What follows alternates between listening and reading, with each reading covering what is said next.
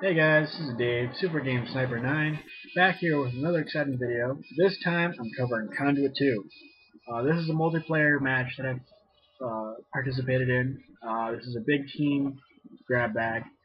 Basically, it's an assortment of different multiplayer modes. You have to kind of vote for the stage that you want as well as the mode of play. So it's kind of unfortunate because a lot of times I just want to get into a straight up team deathmatch mode. I don't want to be capturing anything. I don't want to be, having to play ASC basketball. But it does add an element of variety. Um, One of the things that I've noticed about this game is that you cannot talk to random people unless they have requested you as a rival, which is kind of unfortunate because that limits your options in terms of talking smack and things of that nature. You can only talk to teammates and allies and friends, so that's kind of a bummer. They've changed the SCAR in this game. I'm kind of upset about that because I like the previous scope on in Conduit 1 SCAR. This scope is now green, and occasionally, depending on the lighting, you can't really see your opponent that well. So headshots are much more difficult in this one. And oftentimes I feel like I'm firing a nail gun rather than a assault rifle. So it's a little bit disheartening, but it's not too big of a deal. I'm sure I'll find a way around it.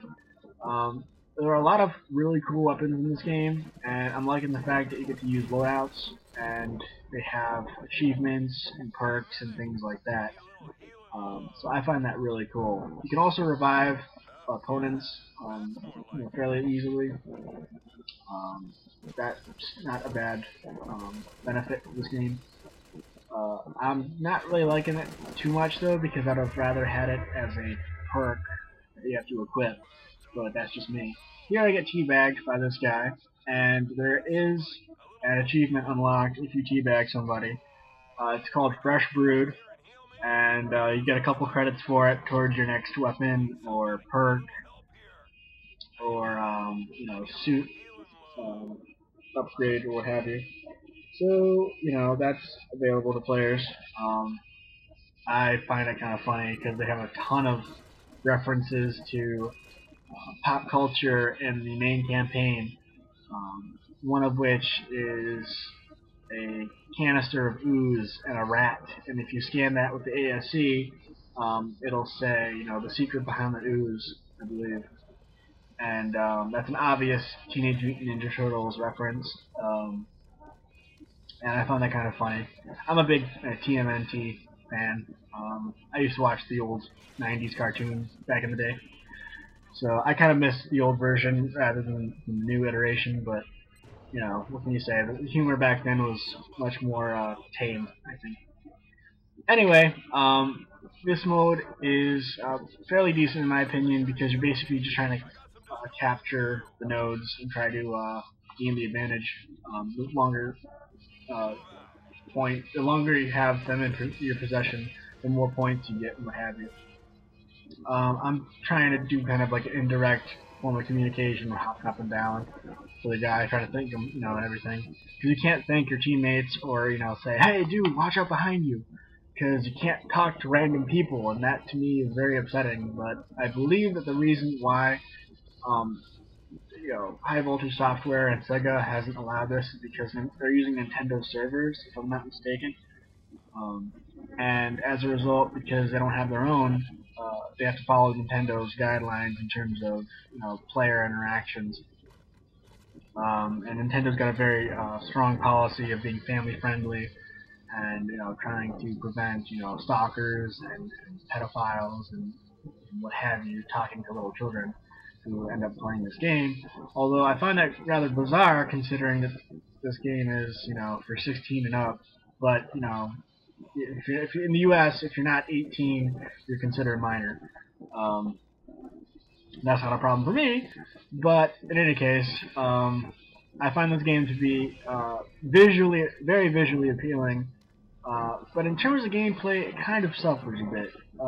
like I said, the frame rate kind of drops once the firefights get really heavy, and as a result, you can hear it in the audio. A lot of times you'll hear a lot of static, and that's not really something to be proud of.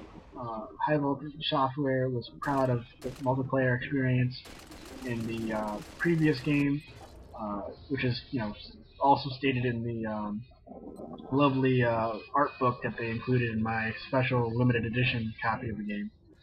Um, but I wasn't impressed at all with Conduit 1 because shortly after it was released, they had a bunch of hackers, and they had roughly the same issues that they're having now in terms of username not being able to be changed that whenever the player wants to. The character limit, I believe, is 12 character spaces, and it's not up to par with my standard. I like to have at least 16 character spaces for my username because I can't fit, Super Game Sniper in there or even Super Game Sniper 9, and that's kind of, for me, that kind of ruins the value a little bit because I like to have everything available to me, um, and I like to be able to be in control of the game as much as possible, within limited restrictions.